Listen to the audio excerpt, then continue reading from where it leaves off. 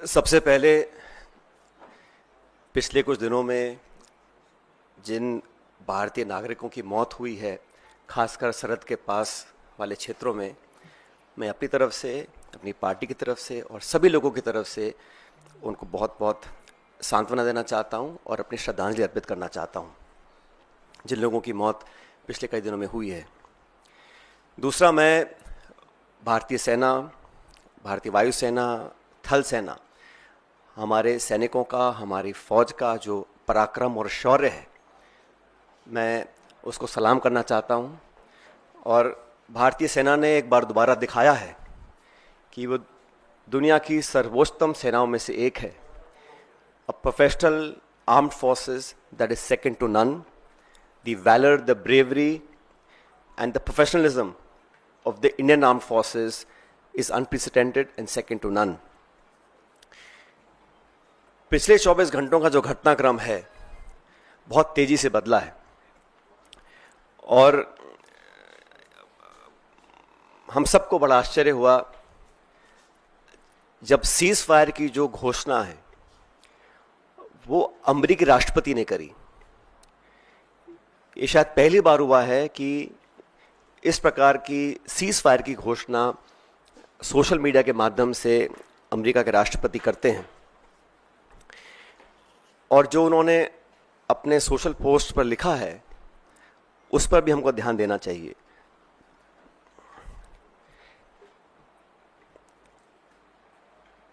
भारत और पाकिस्तान के बीच जो मसला है उसका अंतर्राष्ट्रीयकरण करने का जो एक ये नया कदम हम लोगों ने देखा है, ये बहुत आश्चर्यजनक है।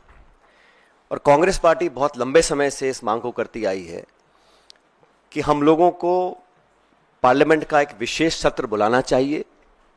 आप सबको याद होगा 1994 में कांग्रेस की सरकार में सर्वसम्मति से एक प्रस्ताव पारित किया था जहां पर पीओके को वापस लेने की सहमति संपूर्ण संसद के सभी सदस्यों ने एक स्वर में ली थी। 1994 का जो रेजोल्यूशन है, समय आ गया कि उसको हमें दोबारा दोहराना चाहिए। और इस पूरे प्रकरण में पहलगांव के आतंकी हमले के बाद देश में शायद पहली बार अनप्रेसिडेंटेड और एक तरफा समर्थन भारत सरकार को सब पक्षों से मिला। सभी दल, सभी विचारधारा, 140 करोड़ लोग भारत सरकार के साथ खड़े रहे और हमने साफ कहा था कि पहलगाम में जो आक्रमण हुआ है वो भारत की आत्मा पे आक्रमण है और इसका मुंह तोड़ जवाब देना अति आवश्यक है। सेना ने जो कदम उठाए उस पर हम सबको बड़ा गर्व है और जो आतंकी इलाकों पर, ठिकानों पर जो अटैक करा उसका हम सबको बहुत संतुष्टि इस बात की है कि हमारी भारत की सेना उस काम को कर पाई। लेकिन अनवेवरिंग, अनप्रेसिडेंटेड सपोर्ट जो भारत सरकार को दिया, मैं समझता हूं कि हमारी जो मांग है उसको सरकार को सुनना चाहिए और एक विशेष सत्र पार्लियामेंट का बुलाना चाहिए। काफ़ी चीज़ें उसमें डिस्कस होनी भी चाहिए और देश एकजुट है आतंकवाद के खिलाफ और पाकिस्तान के दुस्साहस के खिलाफ। ये संदेश पूरी दुनिया में जाना चाहिए।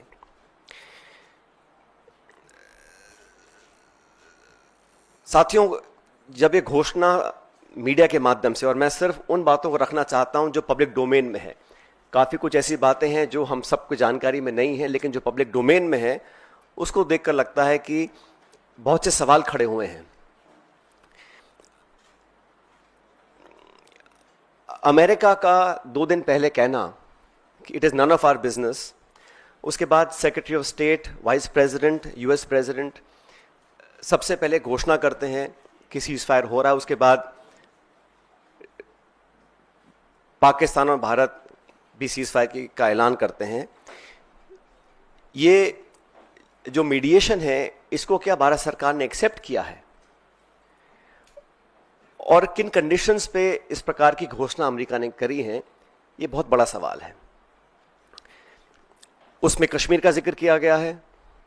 सेक्रेटरी स्टेट ने बोला है कि एक न्यूट्रल साइट पर कश्मीर के मुद्दे को, और कितना गलत अमेरिका के राष्ट्रपति जी ने कहा कि हजारों साल पुराना ये मुद्दा है। वो भूल गए कि 76 साल पहले ये एक ही देश था, कोई मसला नहीं था, लेकिन उन्होंने कश्मीर के मुद्दे को उठाया। और मुझे लगता है कि ये इंडिया पाकिस्तान को हाइफनेट करने की एक दोबारा कोशिश की गई है। IMF का बेल आउट करना, पहले भी बैक चैनल डिस्कशंस होते होंगे, डिप्लोमेसी का अपना एक रोल है दुनिया के हर कोने में, लेकिन इस प्रकार वॉशिंगटन से सीज फायर की अगर घोषणा होती है तो कई सवाल खड़े करता है। भारतीय थल सेना के पूर्व जनरल्स ने भी जो बातें बोली हैं उस पर भी हमको ध्यान देना चाहिए।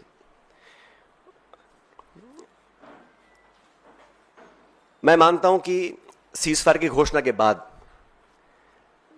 जो कल बॉर्डर पर लगातार वायलेशंस हुए, गोले दागे गए, ये उस विश्वसनीयता को खत्म करता है। अगर सीज फायर हुआ है, अनाउंस हुआ है, दोनों पक्षों ने, डीजीएमओज ने बात कर सीज फायर की घोषणा करी है, उसके तुरंत बाद रात भर जो खबरें हमें देखने को मिली हैं उसमें निरंतर वायलेशंस हुए हैं सीज फायर के।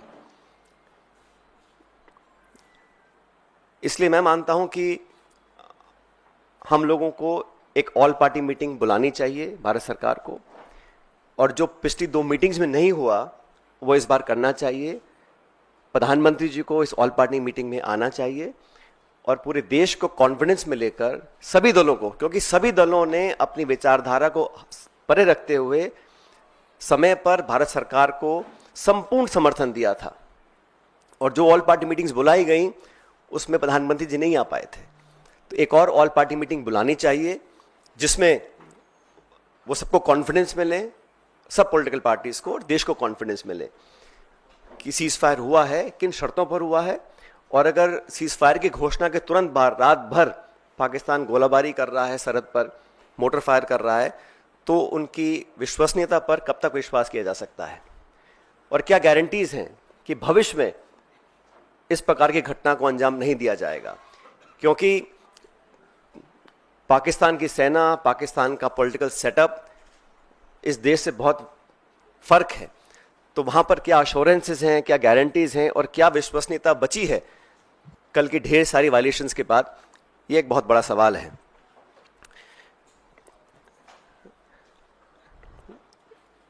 उन्नीस 1971 में भी जब युद्ध छिड़ा था तो अमेरिका ने कहा था कि हम बे ऑफ बंगाल में अपना 7वां बेड़ा भेज रहे हैं, we will deploy the 7th fleet. That's what the Americans said. But despite that, the then government and Indira ji went ahead and did what was in a supreme national interest. आज हम उनको याद करते हैं कि वो नेतृत्व ऐसा था जहां पर नेशनल इंटरेस्ट को सबसे ऊपर रखा गया। और आज भी आपको याद होगा जब पार्लियामेंट पर आक्रमण हुआ था, वाजपेयी जी प्रधानमंत्री थे, सोनिया गांधी जी नेता प्रतिपक्ष थी, सदन के पटन पर उन्होंने खड़े होकर कहा था कि भारत, पूरा देश, पूरा विपक्ष सरकार के साथ है, जो भी उचित कदम उठाना है उसको उठाएं और निसंकोच उठाएं, हम आपके साथ रहेंगे। उन्हीं परंपराओं को कायम रखते हुए प्रमुख विपक्षी दल कांग्रेस पार्टी और तमाम दलों ने, चाहे वो खरगे जी हों, राहुल गांधी जी हों, हम सब ने सरकार को पूरा समर्थन दिया था। लेकिन इस प्रकार जो सीज फायर की घोषणा अमेरिकी राष्ट्रपति करते हैं, कुछ घंटे के बाद उसको वेरीफाई पाकिस्तान और इंडिया करते हैं, तो कहीं ना कहीं इस कश्मीर मुद्दे पर भी जो स्टेटमेंट्स आए अमेरिका की तरफ से, उस पर सरकार को अपना पक्ष रखना चाहिए, क्योंकि ये बायलैटरल इशू है। इसका अंतर्राष्ट्रीयकरण करने की जो कोशिश की जा रही है इस पूरे प्रकरण के माध्यम से, मैं इसको ठीक नहीं समझता हूं। एक विशेष सत्र पार्लियामेंट का बुलाना चाहिए और कम से कम 1994 का जो रेजोल्यूशन था उसको दोबारा अडॉप्ट करें और देश के सामने स्पष्ट तरीके से कहा जाए कि no third party involvement will be accepted, it is a bilateral issue and it is India's and Pakistan issue and no country including America should have a space to intervene in a bilateral issue. अब तक हमारे पिछले कई दशकों की जो foreign policy थी, जो स्टेटेड पॉलिसी थी, वो बड़ी स्पष्ट थी उसमें कहीं मीडिएशन का, नेगोशिएशंस का, थर्ड पार्टी इन्वॉल्वमेंट का कोई स्कोप ही नहीं था, चाहे कोई प्रधानमंत्री हो, कोई सरकार हो। लेकिन जो अमेरिका का स्टेटमेंट आया है, उस पर इन सारी चीज़ों के ऊपर एक सवाल उठना लाजमी बनता है। इसलिए मैं इतना अपील करूंगा कि ऑल पार्टी मीटिंग सरकार को बुलानी चाहिए तुरंत प्रभाव से। और हमारे सैनिकों ने पिछले दिनों में जो कर दिखाया है, मुझे लगता है कि उस पर हम सबको बड़ा फख्र है, बड़ा नाज है। और हमारी सेनाओं का जो बल, जो ताकत, जो शौर्य, जो वीरता, जो कार्यकुशलता, जो प्रिसिशन, जिस जांबाजी से उन्होंने मजा चखाने का काम किया है पाकिस्तान को, उन सब पर हमको बड़ा नाज है, बड़ा फख्र है। Thank you.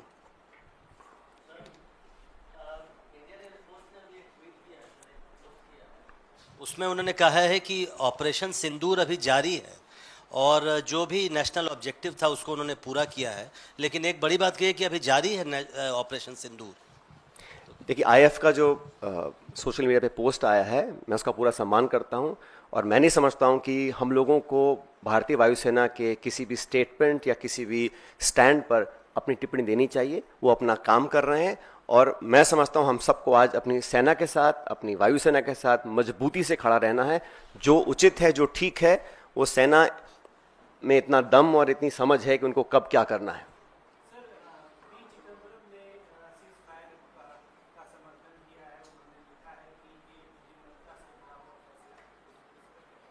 मैंने कहा ना, सीज फायर दो पक्षों का होता है, लेकिन मुझे चिंता इस बात की है कि जिस प्रकार अमेरिका ने पहल कर सबसे पहले अचानक इसकी घोषणा करी, तो क्या परिस्थितियां थीं, क्या वो मुद्दे थे जिनको लेकर अमेरिका इतनी बड़ी पहल कर सकता है बिना पाकिस्तान, हिंदुस्तान के इस बात की पुष्टिकरण करे। ये इतिहास में पहली बार हुआ है। तो what I am saying is that the fact that the US unilaterally announces a ceasefire between two countries so far away, it's unprecedented. It has never happened before, and they've tried to engulf the discussion to involve Kashmir, which again is unprecedented. To say that they will meet at a neutral site, who are they to decide what is the neutral site and who should meet? POK is part of this country. We have resolved in 1994 to take back POK. Has there been a change in that stand? What are the conditions? What are the circumstances? What are the issues on which they will be talking, and who is a third country to dictate to India where and when we should meet and how we should meet? That is a question that needs to be answered.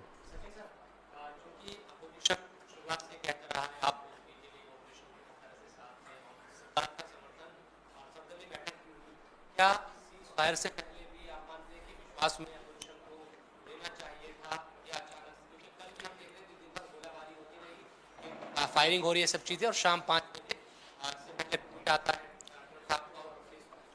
जैसा मैंने कहा कि all party meetings में क्या discuss किया, रक्षा मंत्री जी ने जो ब्रीफ किया अलग अलग दलों को, वो मीडिया में चर्चा करने का विषय नहीं है।